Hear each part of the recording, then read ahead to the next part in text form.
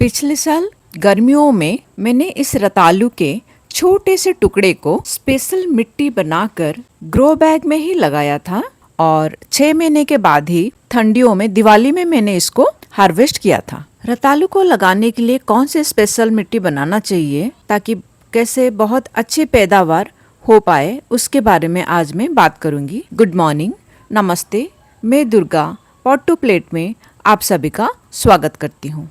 उससे पहले दूसरा एक रूट वेजिटेबल यानी प्याज को किस तरह हार्वेस्ट करने के बाद स्टोर करना चाहिए ताकि प्याज सड़े ना, पूरी 1 साल आप उसको अच्छे से स्टोर कर पाए, उसके बारे में एक छोटी सी टिप दे देती हूँ। प्याज को हार्वेस्ट करने की 15 दिन पहले से ही उसमें बिल्कुल भी पानी नहीं देना चाहिए। अब मैं इसको हार्वेस्ट करने के बाद 2 दिन अच्छे से धूप दिखा दूंगी, उसके बाद हवादार और छांव जगह में इसको हैंग करके रख दूंगी। जैसे आप लोग सब जानते हैं, रतालू एक रूट वेजिटेबल है, कंद वाली सब्जी है और कंद वाले सब्जियां जमीन के अंदर बहुत अच्छे से फैलती हैं। जितना उनको फैलने के लिए जगह मिल जाएगा वो उतना ही अच्छे से फैलते जाते हैं। और रतालू एक ऐसा कंद सब्जी है, हार्वेस्ट ना करो तो भी वो जमीन के अंदर साल भर बढ़ता रहता है जब तक आप उसको निकाल ना लो। पिछले साल रतालू को मैंने 24 बाई 24 की ग्रो बैग में लगाया था। रतालू के लिए 24 बाई 24 का ग्रो बैग छोटा पड़ गया था क्योंकि मैंने 24 बाई 24 की ग्रो बैग को आधा फोल्ड करके लगाया था। उस टाइम मेरे पास मिट्टी बहुत कम थी और उसी मिट्टी में मैंने लगाया था, इसीलिए 24 बाई 24 की ग्रो बैग कम पड़ गया था। इस साल रतालू को इस बड़ी सी सीमेंट की कंक्रीट स्ट्रक्चर के अंदर लगाने के लिए प्लान किया था, इसलिए मार्च के महीने से ही सूखे पत्ते कलेक्ट करके सूखा पत्ता, गार्डन वेस्ट और मिट्टी डालकर इसमें लेयर बना के इस कंक्रीट के गमले को भरना शुरू कर दिया था। चाहे 12 बाई 12 की ग्रो बैग हो या 24 बाई 24 का ग्रो बैग हो, मैं हमेशा अपनी ग्रो बैग इसी तरह ही भरती हूँ, चाहे छोटा हो या बड़ा हो। उससे मिट्टी कम लगती है और नीचे कंपोस्ट अच्छे से बनता जाता है, इसलिए वेजिटेबल्स की ग्रोथ बहुत अच्छी होती है। इस तरह से ग्रो बैग भरने से खाद का भी बचत हो जाती है, यानी गोबर खाद कम डालना पड़ता है क्योंकि सूखे पत्ते, गार्डन वेस्ट, किचन वेस्ट और मिट्टी से ही हम बहुत अच्छा खाद बनाते हैं, इसीलिए एक्स्ट्रा गोबर डालने की कोई जरूरत नहीं है। साथ में ग्रो बैग हल्की रहती है और उसमें जो भी मिट्टी बनती है वो पोरस रहती है और हल्की रहती है, जिससे रूट बहुत अच्छे से डेवलप होती है। वो जो दूर देख रहे हैं जंगल, उसी जंगल से ही मैं सूखे पत्ते कलेक्ट करके लाती हूँ और इसी में ही डालती हूँ। पिछले साल वही सूखे पत्तों से मैंने ढेर सारे मिट्टी यानी ब्लैक गोल्ड बनाए थे। बिना मिलावट के प्योर ब्लैक गोल्ड बहुत ही पावरफुल, जो जंगल की मिट्टी के बराबर है, उसको कैसे बनाते हैं उसके ऊपर पूरी डिटेल वीडियो मेरे चैनल में अवेलेबल है, आप चाहे तो देख सकते हैं। जो भी कंटेनर में आप लगाएंगे, इसी तरह सूखे पत्ते, गार्डन वेस्ट और किचन वेस्ट के लेयर से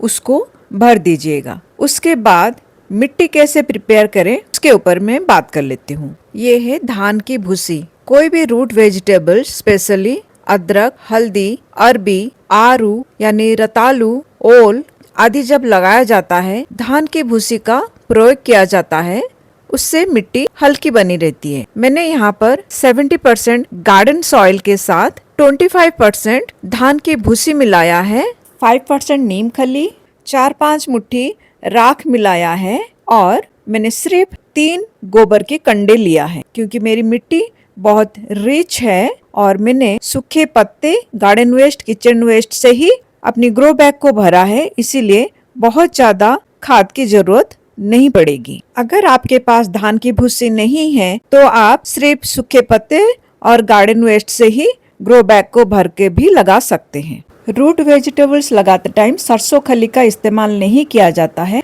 नीम खली और राख का इस्तेमाल जरूर करना है। ग्रो बैग कैसे भरना है वो मैंने बता दिया, मिट्टी कैसे प्रिपेयर करना है वो मैंने बता दिया। अब बीज कैसे कलेक्ट करना है और कैसे लगाना है उसके बारे में बता देती हूँ। ये जो रतालू के पेड़ आप देख रहे हैं, ये मेरे पिछले साल मैंने जो रतालू बोया था उसी का एक टुकड़ा है। उसी में अब जड़ और पेड़ आने लग गए हैं। ये रतालू 1 फीट लंबा है। कभी भी इतना लंबा रतालू लगाने की जरूरत नहीं होती है, तो इसको आधा करके मैं 6 इंची में कट कर रही हूँ। ये सफेद रंग की रतालू है। ये खाने में बहुत टेस्टी लगती है। लाल रंग की रतालू इतना टेस्टी नहीं लगती है। इसीलिए जब भी आप रतालू खरीदे, देखकर सफेद रंग का ही रतालू खरीदे।